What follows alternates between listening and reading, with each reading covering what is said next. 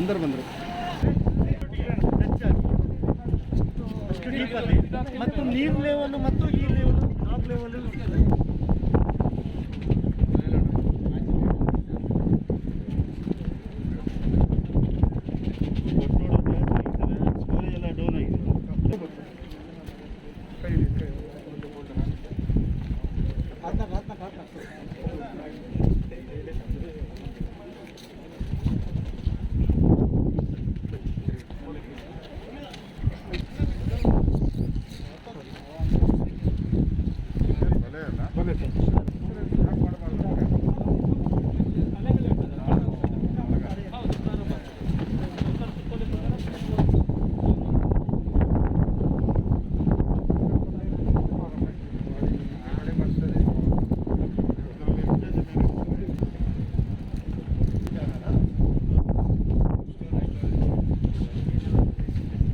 Storage ಜಾಗನ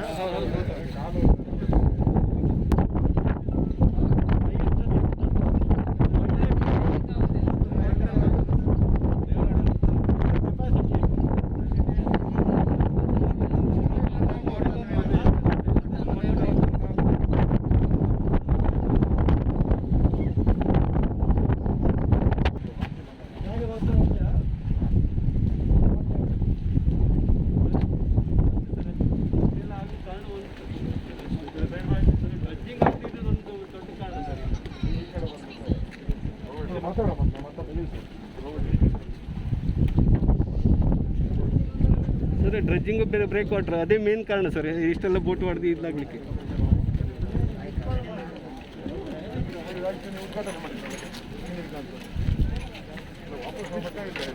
ಇನ್ನೊಂದು beach ನೋಡೋದು ಇದೆ ಮುಂದೆ ಒಂದೇ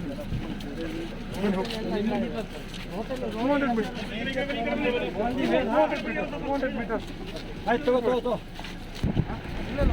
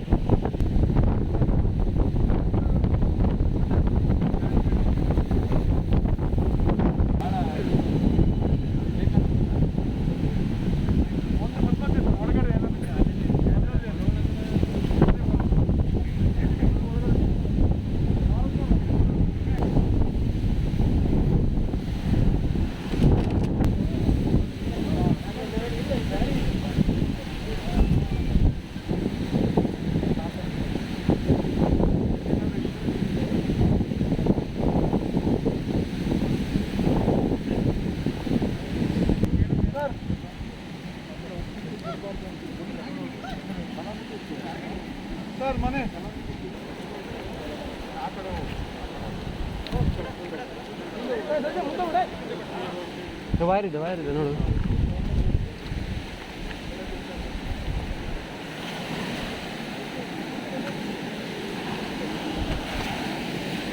ಬರೋ ನಾವು ವೈರ್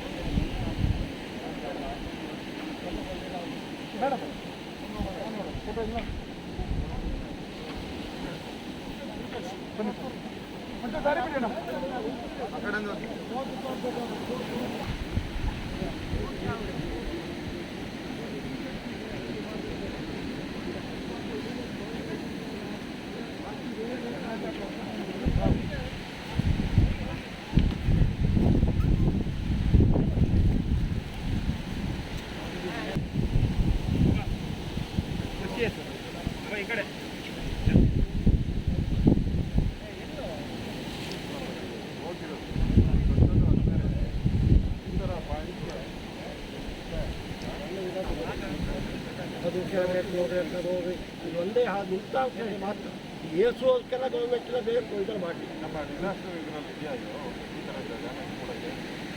ಇದು ನಿನ್ನೆ ಡ್ಯಾಮೇಜ್ ಆಯ್ತಲ್ಲ, ನಿನ್ನೆ ಡ್ಯಾಮೇಜ್ ಮಾಡಿದ್ದು ಮಾಡಿದ್ರೆ ಮತ್ತೆ ಮಳೆ ಬಂದರೂ ಮುಂದೆ ಹೋಗ್ತಾ ಒಂದು ಮಳೆ ಬಂದರೆ ಮತ್ತೊಂದು 2-3 ಮೀಟರ್ ಮುಂದೆ ಹೋಗ್ತದೆ. ಇಂಥದ್ದು ಎಷ್ಟು ಜಾಗ ಇದೆ, 4-5 ಜಾಗ ಇದೆ, ಎಷ್ಟಿದೆಪ್ಪ? 6 ಕಡೆ ಇದೆ.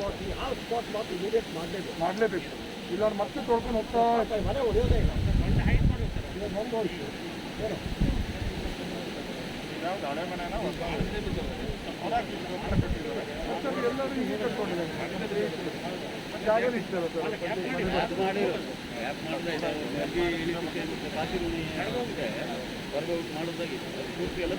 ಹೈಟ್ಕಲ್ಲೇ ತೊಳ್ಕೊಂಡು ಹೋಗಿದ್ದಾರೆ. ಈ ಹೈಟ್ ಅಲ್ಲೆಲ್ಲ ಹೋಗ್ಬಿಟ್ಟಿದೆ. ಇವತ್ತು ಭಟ್ಕಳ ತಾಲೂಕಲ್ಲಿ ಆಗಿರುವಂತಹ ಅನಾಹುತ, ಕಡಲ ಕೊರೆತ ವೀಕ್ಷಣೆ ಮಾಡೋಕ್ಕೆ ನಾನು ಬಂದಿದ್ದೀನಿ. ವಿಶೇಷವಾಗಿ ನಿನ್ನೆನೂ ಕೂಡ ಮಂಗಳೂರು, ಇವತ್ತು ಕಾರವಾರ, ಉತ್ತರ ಕನ್ನಡ ಜಿಲ್ಲೆ ಭಟ್ಕಳಕ್ಕೆ ನಾನು ಬಂದಿದ್ದೀನಿ. ಇವತ್ತು ಏನು ಚಂಡಮಾರುತ ಪ್ರಭಾವದಿಂದ ಈಗಾಗಲೇ ಕರ್ನಾಟಕದ ಕರಾವಳಿ ಭಾಗದಲ್ಲಿ ಆಗಿರ್ತಕ್ಕಂಥ ಹಾನಿಯನ್ನು ಸಮೀಕ್ಷೆ ಮಾಡುವಂಥದ್ದಕ್ಕೆ ಎಲ್ಲ ಅಧಿಕಾರಿಗಳಿಗೆ ನಾನು ಸೂಚನೆಯನ್ನು ಕೊಟ್ಟಿದ್ದೀನಿ. ವಿಶೇಷವಾಗಿ ಕಡಲ ಕೊರೆತದಿಂದ ಆಗಿರ್ತಕ್ಕಂಥ ಮನೆ ಹಾನಿಗಳ ಬಗ್ಗೆ ಸಮೀಕ್ಷೆ ಆಗಬೇಕು. ಅದೇ ರೀತಿ ಬೆಳೆ ಹಾನಿ ಆಗಿರುವಂಥದ್ದು ಕೂಡ ಇವತ್ತು ಹಲವಾರು ಸ್ಥಳಗಳಿಗೆ ಭೇಟಿ ಮಾಡಿ ವೀಕ್ಷಣೆ ಮಾಡಿದ್ದೀವಿ. ಇದೇ ರೀತಿ ಬೆಳೆ ಹಾನಿ ಆಗಿರೋರಿಗೂ NDRF ರೂಲ್ಸ್ ಪ್ರಕಾರ ಅವ್ರಿಗೂ ಕೂಡ ಪರಿಹಾರವನ್ನು ಕೊಡುವಂಥದ್ದಕ್ಕೆ ನಾವು ಕ್ರಮಗಳನ್ನು ಕೈಗೊಳ್ತಾ ಇದ್ದೀವಿ. ಇವತ್ತು ಇದಾದಮೇಲೆ ನಾನು ಉಡುಪಿ ಜಿಲ್ಲೆಗೂ ನಾನು ಭೇಟಿ ಕೊಡೋನಿದ್ದೀನಿ. ಇದಾದಮೇಲೆ ಅಲ್ಲೂ ಕೂಡ ಭಾಳಷ್ಟು ಅನಾಹುತಗಳಾಗಿದೆ. ಪುಣ್ಯಕ್ಕೆ ಏನು ಚಂಡಮಾರುತ ಈಗ ನಮ್ಮನ್ನು ಕರ್ನಾಟಕವನ್ನು ದಾಟಿ ಅದು ಗುಜರಾತ್ ಕಡೆ ಹೋಗಿದೆ. ಸೊ ಈ ಜಿಲ್ಲೆಯಲ್ಲಿ ಚಂಡಮಾರುತದ ಪ್ರಭಾವದಿಂದ ಕರಾವಳಿ ಭಾಗದ ಕಾರವಾರ, ಅಂಕೋಲ, ಕುಮಟಾ, ಹೊನ್ನಾವರ, ಭಟ್ಕಳ ಒಟ್ಟು 48 ಗ್ರಾಮಗಳು ಬಾಧಿತ ಆಗಿದೆ. ಈ ಜಿಲ್ಲೆಯಲ್ಲಿ ಒಟ್ಟು 48 ಗ್ರಾಮಗಳು ಬಾಧಿತ ಆಗಿದೆ. 8 ಕಾಳಜಿ ಕೇಂದ್ರಗಳನ್ನು ತೆರೆಯಲಾಗಿದೆ. ಈ ಜಿಲ್ಲೆಯಲ್ಲಿ 107 ಜನ ಕಾಳಜಿ ಕೇಂದ್ರದಲ್ಲಿ ಆಶ್ರಯ ಪಡಿತಾ ಇದ್ದಾರೆ. ಭಟ್ಕಳ ತಾಲೂಕಿನಲ್ಲಿ ಒಬ್ಬ ವ್ಯಕ್ತಿ ಮೃತ ಆಗಿದ್ದಾರೆ. ಅವರಿಗೆ 5 ಲಕ್ಷ ರೂಪಾಯಿ ಪರಿಹಾರವನ್ನು ಕೊಡುವಂಥದ್ದು ಈಗ ಚೆಕ್ಕನ್ನು ವಿತರಣೆ ಮಾಡ್ತಾ ಇದ್ದೀವಿ ಇವತ್ತು. ಅದೇ ರೀತಿ ಒಟ್ಟು 176 ಮನೆಗಳಿಗೆ ಹಾನಿಯಾಗಿದೆ. ಒಟ್ಟು 86 ಮೀನುಗಾರಿಕಾ ಬೋಟ್ಗಳಿಗೆ, 45 ಮೀನುಗಾರಿಕಾ ಬಲೆಗಳಿಗೆ ಹಾನಿಯಾಗಿದೆ. ಒಟ್ಟು 3.57 ಹೆಕ್ಟೇರ್ ತೋಟಗಾರಿಕಾ ಬೆಳೆ ಈ ಜಿಲ್ಲೆಯಲ್ಲಿ ಹಾನಿಯಾಗಿದೆ. ಒಟ್ಟು 530 ವಿದ್ಯುತ್ ಕಂಬಗಳು, 130 ಟ್ರಾನ್ಸ್ಫಾರ್ಮರ್ಗಳು ಹಾನಿಯಾಗಿದೆ. ಇನ್ನೂ ಪ್ರಾಥಮಿಕವಾಗಿ ಇದನ್ನು ಸಮೀಕ್ಷೆ ಬಂದಿದೆ. ಇನ್ನೂ ಒಂದು 3-4 ದಿನದಲ್ಲಿ ಸಂಪೂರ್ಣ ಮಾಹಿತಿಯನ್ನು ಕೇಳಿದ್ದೀನಿ ಅಧಿಕಾರಿಗಳಿಂದ.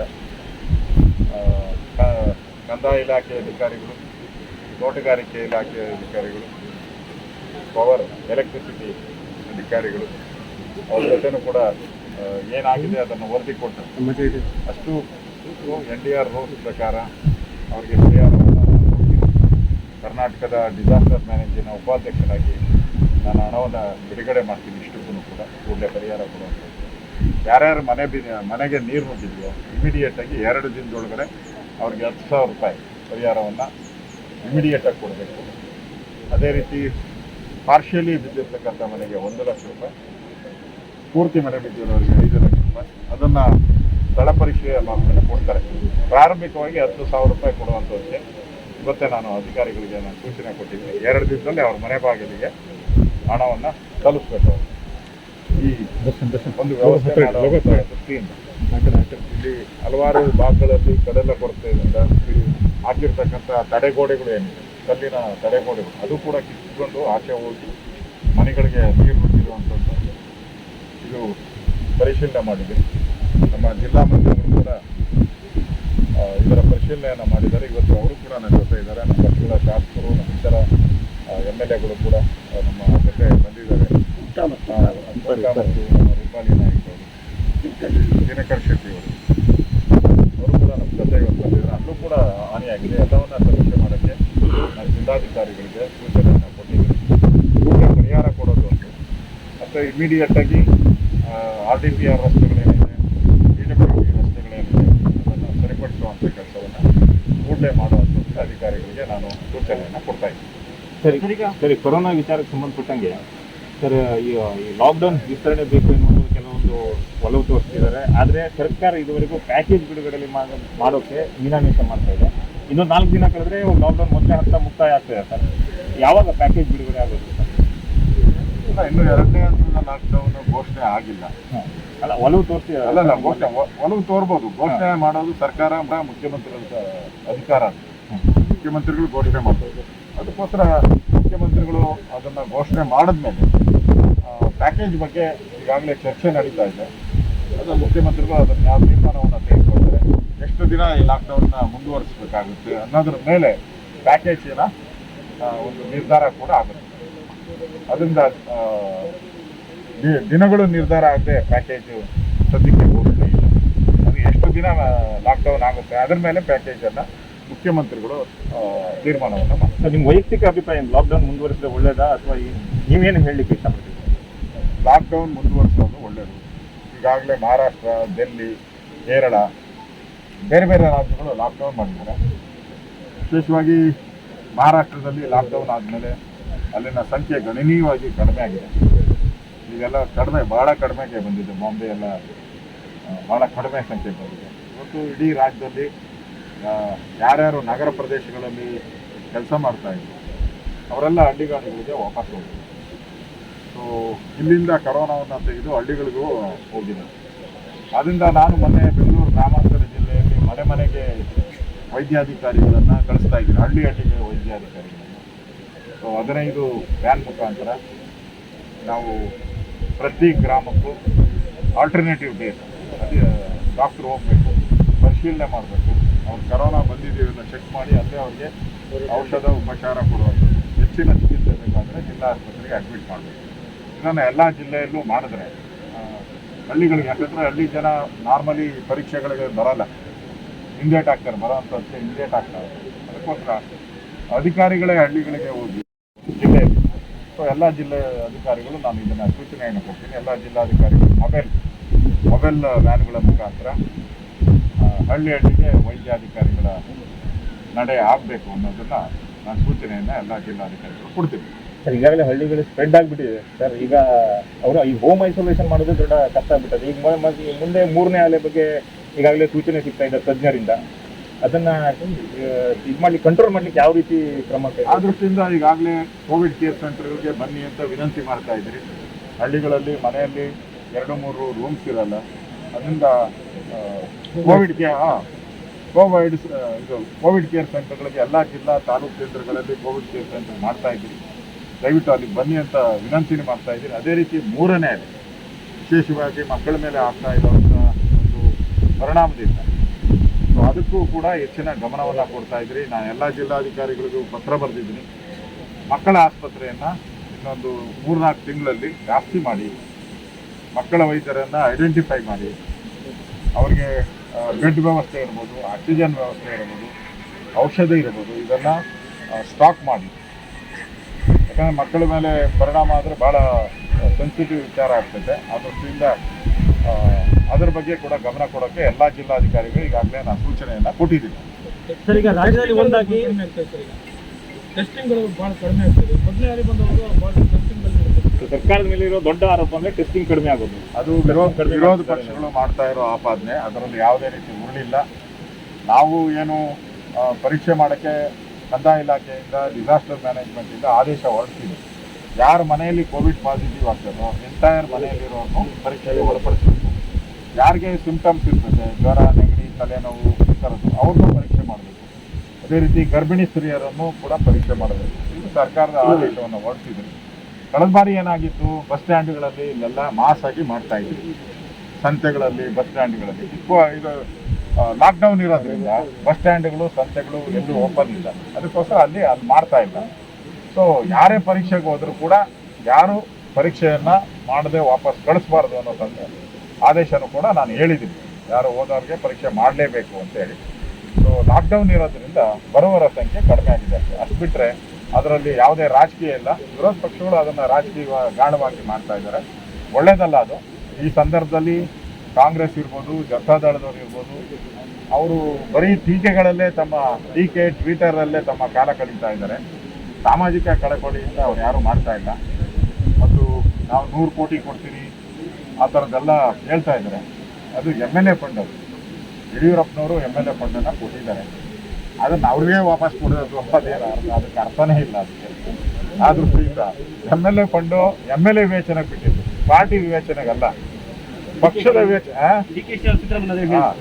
ಪಕ್ಷದ ವಿವೇಚನೆಗಲ್ಲ ಅದು ಬಿಟ್ಟಿರೋದು.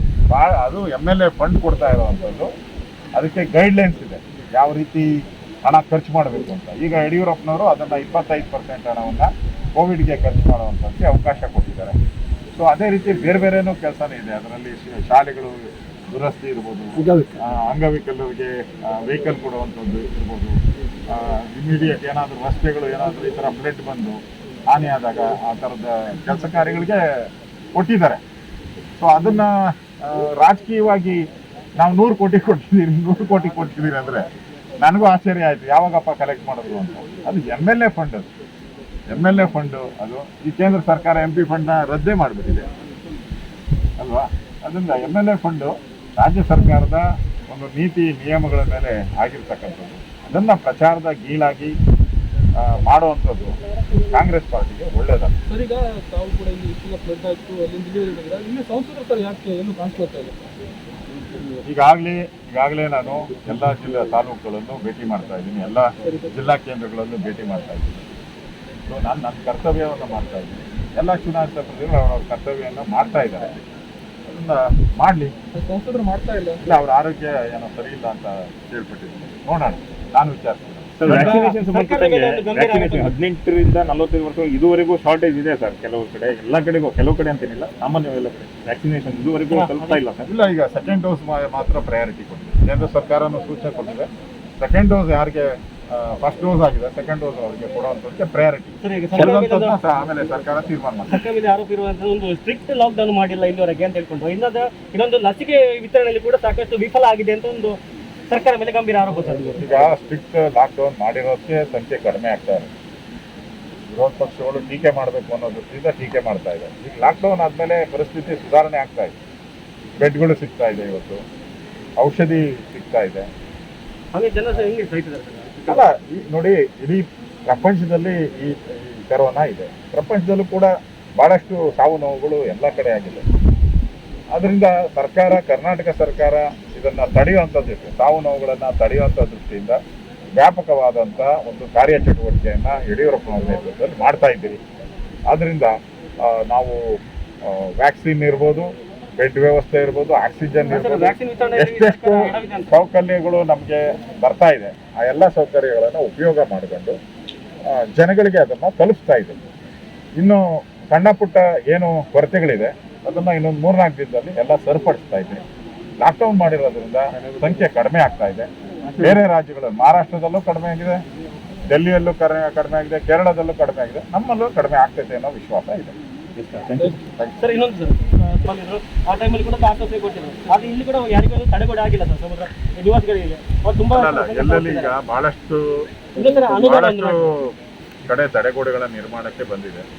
ಸೊ ನಮ್ಮ ಕೋಸ್ಟಲ್ ಅಧಿಕಾರಿಗಳನ್ನು ಶಾಶ್ವತ ಒಂದು ಪರಿಹಾರ ಸಿಕ್ಕಿಲ್ಲ ಸರ್ ಯಾರಿಗೂ. ಮಾಡಬೇಕು. ಎಲ್ಲ ಕಡೆನೂ ಒಂದೇ ಸರಿ ಮಾಡೋಕ್ಕಾಗಲ್ಲ. ಎಲ್ಲೆಲ್ಲಿ ಜರೂರಿದೆ ಅದನ್ನ ತುರ್ತಾಗಿ ಮಾಡುವಂಥದ್ದಕ್ಕೆ ಕ್ರಮ ತೆಗೆದುಕೊಳ್ತೀವಿ ಸರ್. ಇನ್ನು ಪರಿಹಾರ ಅಂತ 100% ಯಾರು ನಿಜವಾದಂಥ ಫಲಾನುಭವಿಗಳಿದಾರೋ 100% ಅವ್ರಿಗೆಲ್ಲರಿಗೂ ಕೊಟ್ಟಿದ್ದೀರಿ. ಯಾರು ಫ್ಲಡ್ ಆದಂಥ ಸಂದರ್ಭದಲ್ಲಿ 3-4 ತಿಂಗಳಾದ ಮೇಲೆ ನಮ್ಮ ಮನೆ ಬಿದ್ದಿದೆ ಅಂತ ಕೊಟ್ಟಿದ್ದಾರೆ, ಅದು ತನಿಖೆ ಹಂತದಲ್ಲಿದೆ.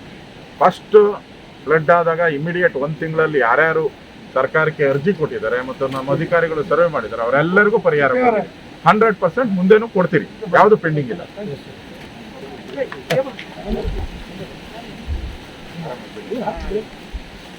ಹುಷಾರಾಗಿರಿ. ಏನು ನಷ್ಟ ಆಗಿದೆ ಅದನ್ನು ಇಲ್ಲಿ ವಿಚಾರ ಮಾಡ್ತಿದ್ದಾರೆ. हमसे जुड़े रहने के लिए हमारे चैनल फ़िक्र खबर टीवी को सब्सक्राइब करें, वीडियो को लाइक और शेयर करें। मज़ीद खबरों के लिए लॉगिन करें फ़िक्रखबर.com।